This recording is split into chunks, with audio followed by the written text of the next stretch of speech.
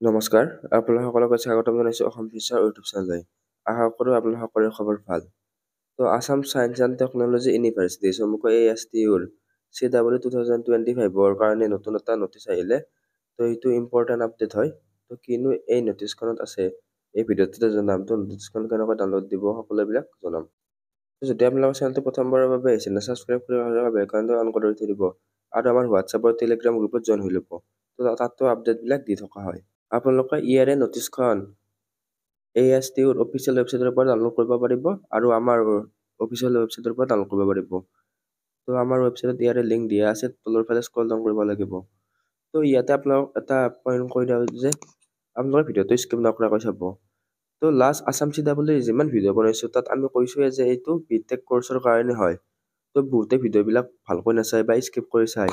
তো তেওঁলোকে বহুতে ভাবি আছে যে এইটো BSc নাৰ্ছিঙৰ কাৰণে হয়। SSC CW আৰু ASTUৰ CWৰ মাজত ডিফাৰেঞ্চৰ ভিডিঅ' অলৰেডি আছে।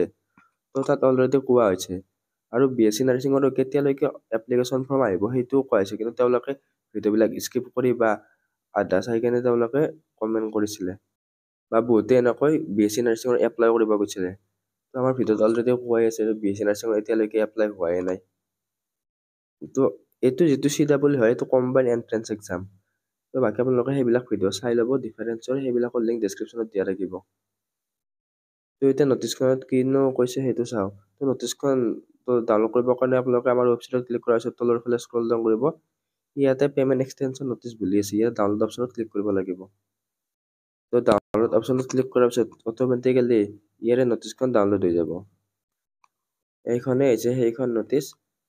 তো এইটো কম্বাইন এণ্ট্ৰেন্স এক্সাম, এইটো CW মানে কম্বাইন এণ্ট্ৰেন্স এক্সাম আৰু এটা CW আছে এইটো কমন এণ্ট্ৰেন্স এক্সাম। তো ইয়াতে নটিচখনত মেনশ্যন কৰিছে যে this is for information to all concern date payment portal for the candidate who have submitted their CW 2025 application form within the last date to 9/3/2025। তো Assam CW বা ASTU CWৰ last ডেটটো 9 March তাৰিখে আছিলে। তো ইয়াৰে লাষ্ট ডেট এক্সটেণ্ড কৰা নাই, ইয়াৰে এক্সটেণ্ড কৰিছে কেৱল পেমেণ্টটোৱে।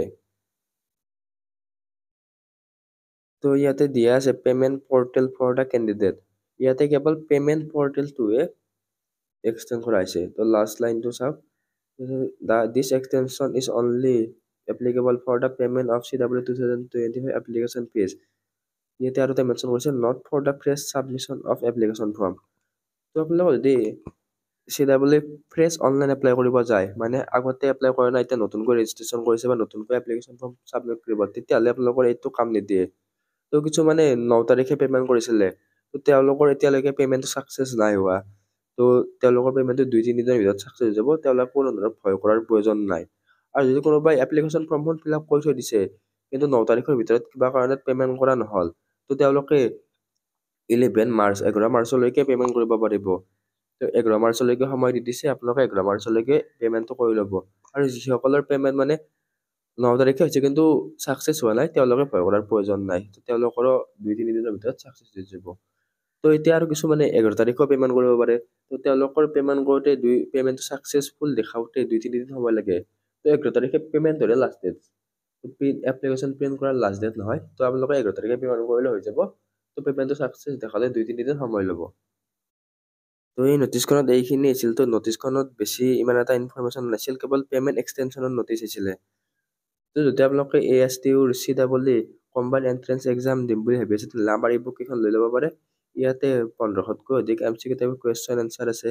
তো প্ৰিভিয়াছ ইয়াৰ কুৱেশ্যন আছে, ফিজিক্স, কেমেষ্ট্ৰি, মেথামেটিক্সৰ MCQ কুৱেশ্যন আছে। তো লিংক ডেছক্ৰিপশ্যনত বা আপোনালোকৰ হোৱাটছএপত থ্ৰু দিও লৈ ল'ব পাৰিব। তো অতি সোনকালে লৈ ল'ব। তো এই ভিডিঅ'টোত এইখিনি আছিল, আশা কৰোঁ ভিডিঅ'টো ভাল পালে। তো কিবা যদি নতুন নটিচ আহে আমাৰ চেনেলত দি দিবলৈ চেষ্টা কৰিম। তো ভিডিঅ'টো ভাল লাগিলে আপোনালোকৰ বন্ধুবৰ্গৰ সৈতে শ্বেয়াৰ কৰি দিব। ধন্যবাদ।